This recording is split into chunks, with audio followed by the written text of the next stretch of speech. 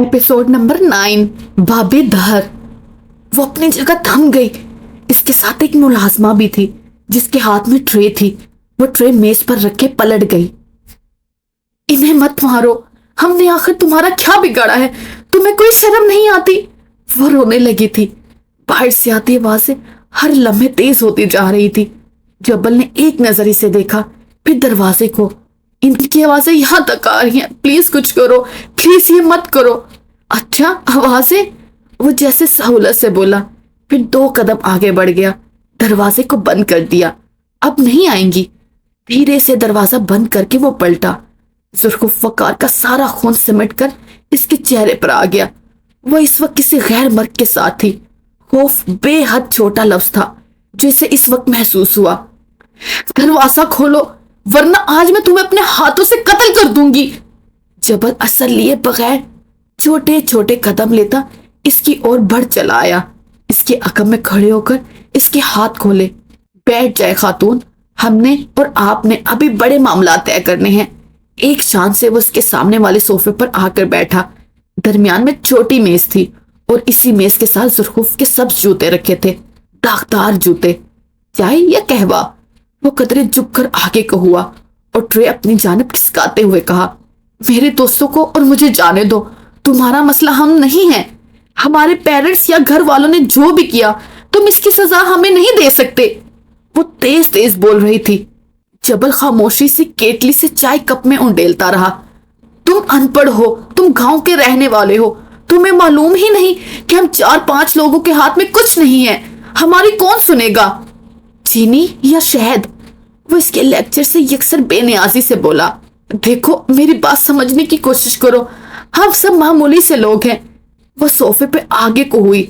हाँ ठीक है, लोग हमें जानते हैं, हमारी सुनते हैं, लेकिन रोजगार बहुत बड़ा मामला है।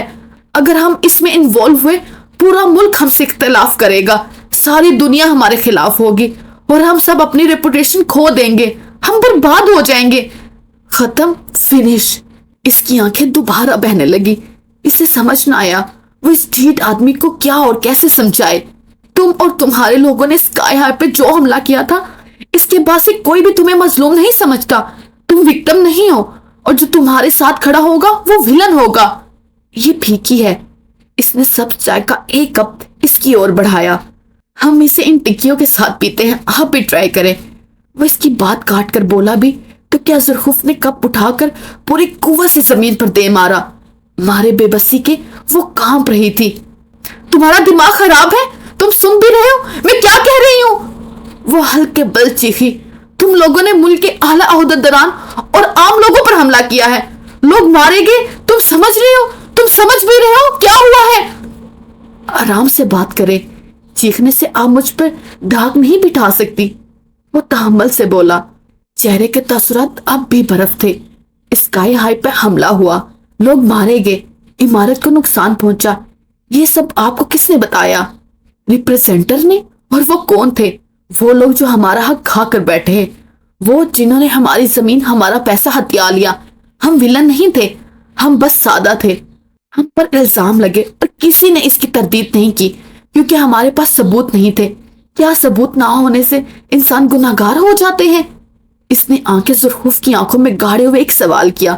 सुरमई आंखों वाली लड़के ने गर्दन कड़ा ली। हाँ हो जाते हैं। जिनके पास सबूत ना हो वो मुजरिम साबित हो जाते हैं।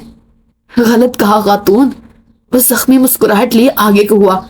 मुजरिम वो नहीं होते जिनके पास सबूत ना हो, मुजरिम वो होते हैं जिनके खिलाफ सबूत हो।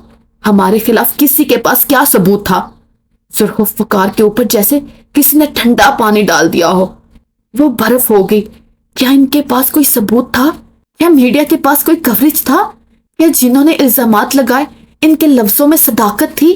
15 साल पहले हम खुशहाली के ख्वाब दिखाकर हमसे हमारी जमीन और पैसा लिया गया। अब आप हमसे ये मत कहिएगा कि हमने अपना पैसा और जमीनें क्यों दी। हर इंसान को खुशहाल मुस्तकबिल और अच्छे हाल की ख्वाहिश होती है। अगर मेरे लोगों को भी थी तो इसमें गलत क्या था? इसके लहजे में नरमी थी मगर इस ढीठ वकील पर जैसे कोई असर ही ना हुआ हो। खोटे दिल हक खाक गलती गलत इंसानों पर भरोसा करता है। वो चबा चबा कर बोली, गलत इंसान कौन थे? اگر آپ کو کوئی جج اٹھ کر کہہ دے کہ اس کیس کے بعد آپ کو بڑی امارات ملیں گی، عہدہ ملے گا، تو کیا آپ یقین نہیں کریں گی؟ شاید نہ کریں، لیکن اگر وہ اپنے ساتھ 4 معزز لوگ لے آئیں تو آپ بھروسہ کر لیں گی۔ کیوں؟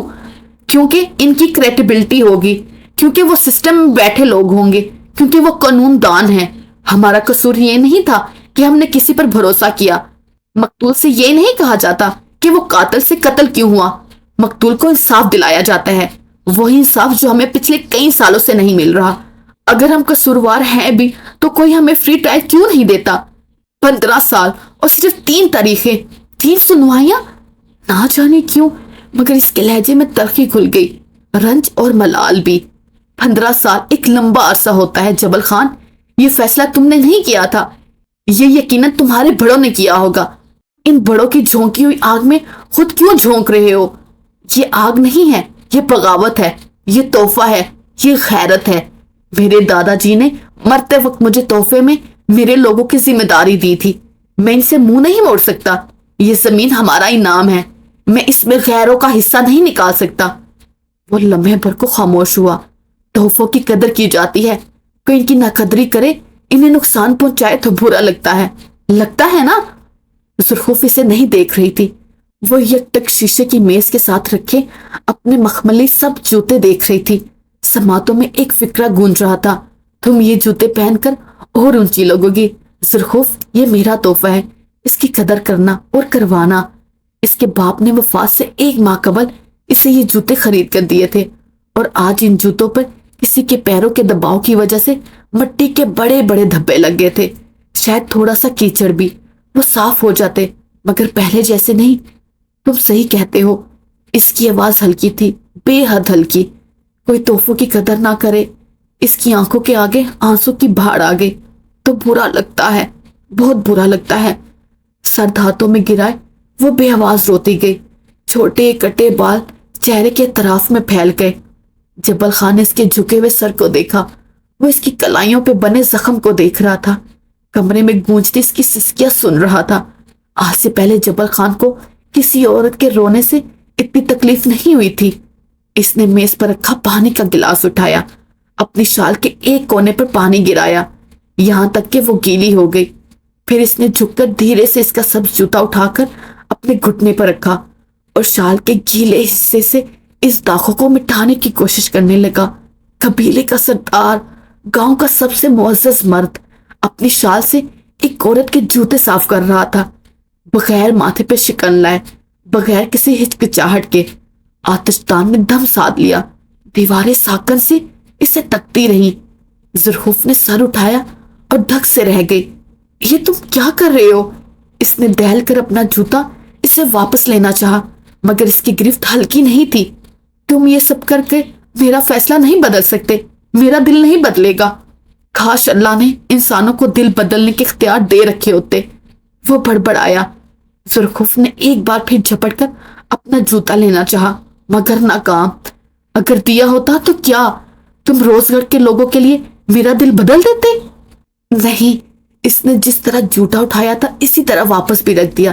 میں کوشش کرتا کہ آپ کے شہر والوں کے لیے آپ کا دل بدل دوں۔ اس کی آنکھوں کے آگے سلطان صفدر کا چہرہ تھا، اور جبل خان نے اپنی ساری زندگی میں کسی انسان کے چہرے سے اتنا حسد نہیں کیا تھا۔ میرے شہر کے لوگوں کے لیے میرا دل کیوں بدلنا ہے تمہیں؟ کیونکہ آپ انہیں اپنے مورل سے زیادہ چاہتی ہیں۔ اس وقت یہاں بیٹھ کر جب آپ کو ہمارے ساتھ ہمدردی کرنی چاہیے تھی، آپ ان لوگوں کے بارے میں سوچ رہی ہیں۔ میں نے اپنا مقام، اپنی کرسی کی شان کی پرواہ کیے بغیر آپ کے جوتے تک صاف کر دیے، کیونکہ یہ نقصان ہماری وجہ سے ہوا تھا۔ کوئی مقام، کوئی کریڈیبلٹی کسی کی ملکیت سے بڑھ کر نہیں ہوتا۔ وہ صفائی سے بات بدل گیا تھا۔ چائے لے پلیز۔ اس نے اپنا کپ اس کی طرف بڑھایا۔ زرخوف یوں ہی بیٹھی رہی، ایک نظر دروازے کو دیکھا۔ تو مجھے میرے دوستوں سے دور یہاں اس کمرے میں لے آئے ہو، اور اب تمہیں لگتا ہے میں تمہارے ہاتھوں سے یہ چائے لے لوں گی؟ یقیناً تم نے اس میں بے ہوشی کی دوا ڈالی ہوگی، اور تم چاہتے۔ میرے ذہن میں تو ایسی کوئی بات نہیں تھی۔ ہاں، البتہ آپ کا آئیڈیا اچھا ہے، پہلے دیتی تو عمل کرنے کے بارے میں سوچا جا سکتا تھا۔ اسے گویا افسوس ہوا۔ زرخوف کو صدمہ سا لگا۔ جبل گہری سانس لیتے ہوئے آگے کو ہوا۔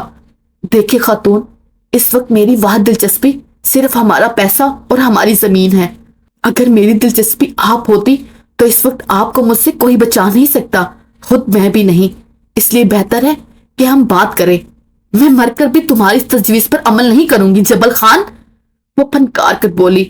میں آپ کو سوچنے کا وقت دیتا ہوں، وہ کہتے ہوئے اٹھا اور ساتھ باہر سے کسی کو آواز دی۔ 2 لڑکیاں بھاگی بھاگی چلی آئیں۔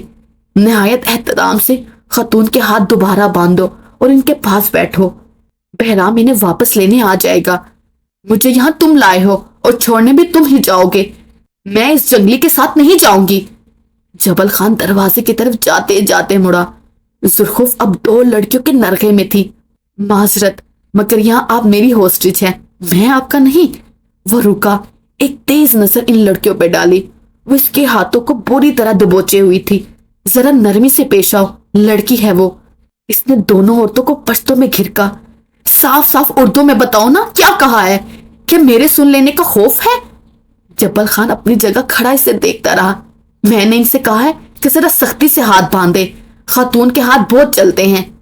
زرخوف نے کچھ کہنے کو منہ کھولا مگر وہ جا چکا تھا۔ اس کے ہاتھوں پہ رسکیوں کی گرفت مضبوط ہوئی۔ اسے رونا آیا، اسے بے اختیار رونا آیا۔ کاش وہ وقت کو پیچھے لے جا سکتی اور اس آدھے گھنٹے کی ملاقات پر لعنت بھیجتی۔ کاش کاش کاش! دور کے کھلے باب بند کرنا انسانوں کے بس کی بات نہیں ہوتی۔ 8 جنوری رات 1:30 بجے۔ تہخانہ ویسے بالکل نہیں تھا جیسے وہ چھوڑ کر گئی تھی۔ بہرام اسے جنگلیوں کی طرح تقریباً گھسیٹ کر لایا اور فرش پر پھینک کر چلا گیا تھا۔ اس سے جبل اور بہرام کے رویے میں واضح فرق اب نظر آیا تھا۔ اسے مرد اور اغواکار کا مطلب اب سمجھ آیا تھا۔ آنکھیں اس کی تب پھٹی جب اس نے ان 4 اسیروں کی حالت دیکھی۔ اس سے سانس لینے میں دقت ہوئی۔ خون کی اس بو میں وہ واقعی چند پل کے لیے سانس نہیں لے سکی تھی۔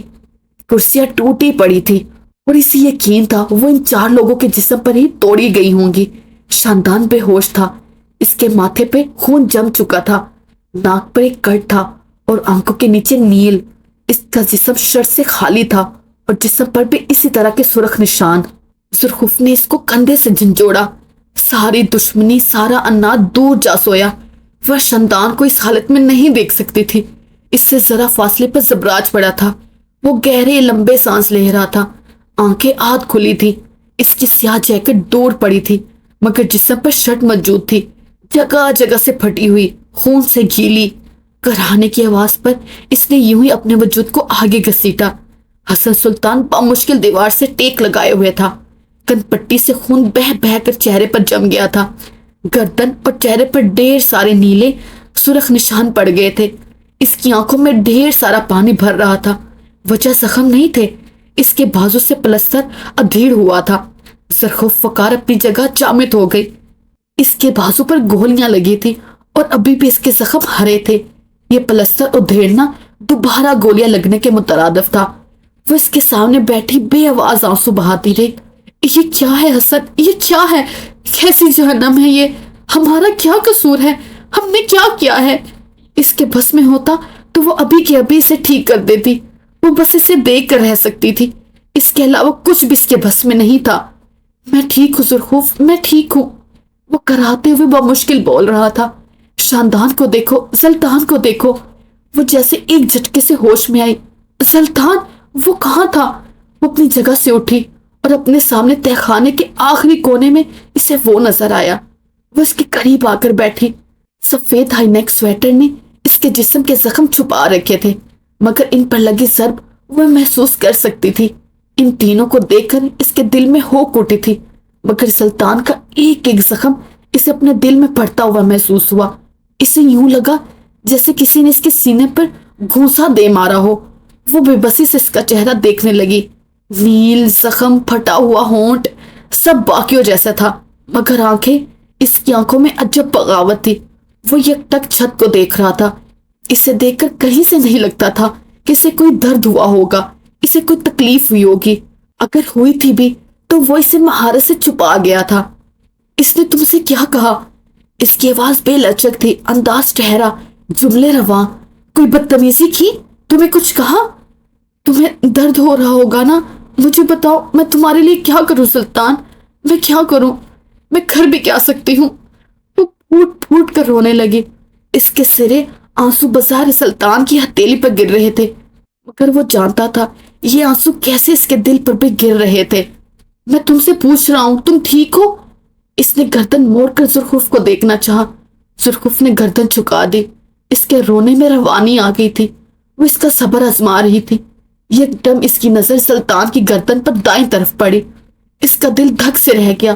وہاں چاقو کا زخم تھا اور اس سے خون رس رہا تھا، مگر اس کے ڈھیٹ پن کا یہ عالم تھا کہ اسے کوئی پرواہ نہیں تھی۔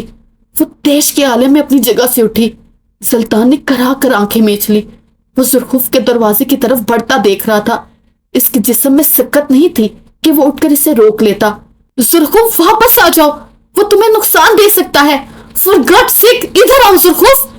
اس نے چیخنے کی کوشش کی، مگر اس کی آواز دب گئی۔ گردن میں ایسا درد اٹھا تھا کہ المان زخم تکلیف دینے لگا تھا۔ وہ آخری سرے پر کھڑی زور زور سے دروازہ بجا رہی تھی۔ اس کے انداز میں جارحیت تھی، آنسو تیزی سے بہہ رہے تھے۔ اس کا دل پھٹ رہا تھا۔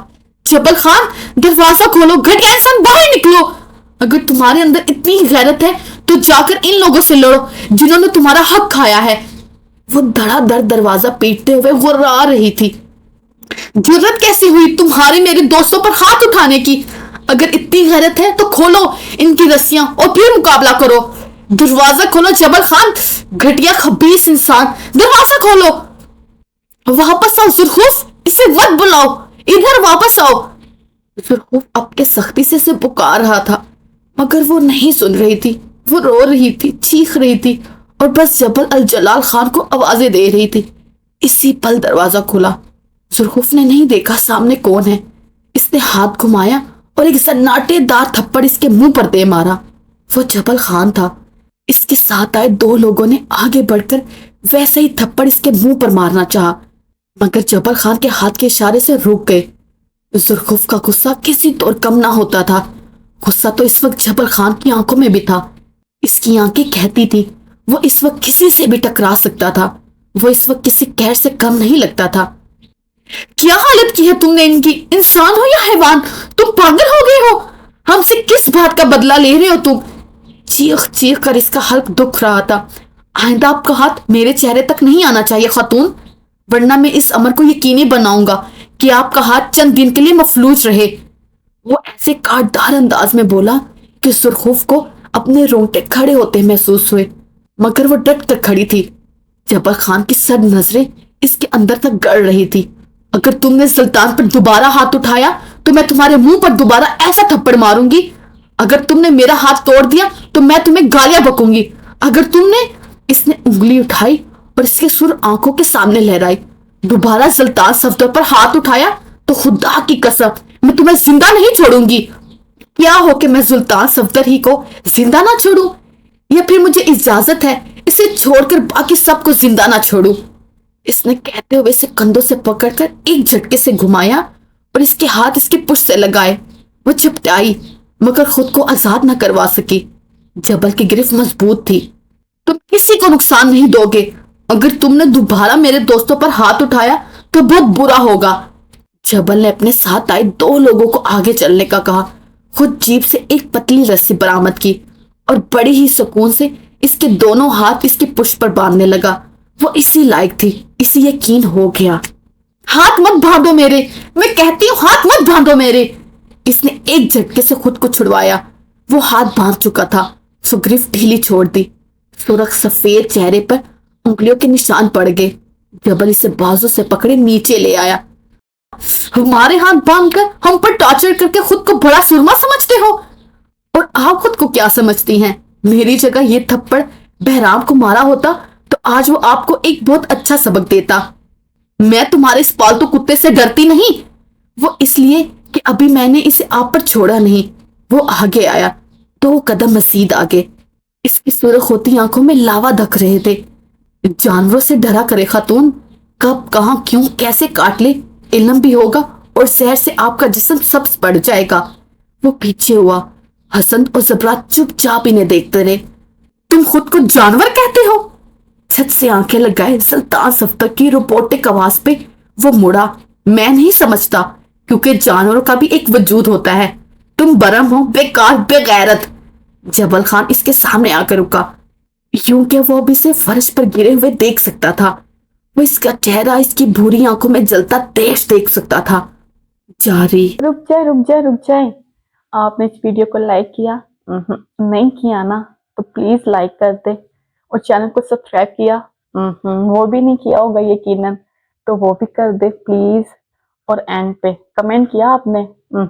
نظر آ رہا ہے آپ نے کمنٹ نہیں کیا، تو وہ بھی کریں تاکہ پتہ چلے یہ ویڈیو کہاں سے دیکھی جا رہی ہے. Take care. اوکے، اللہ حافظ. Take care. Tata, bye bye.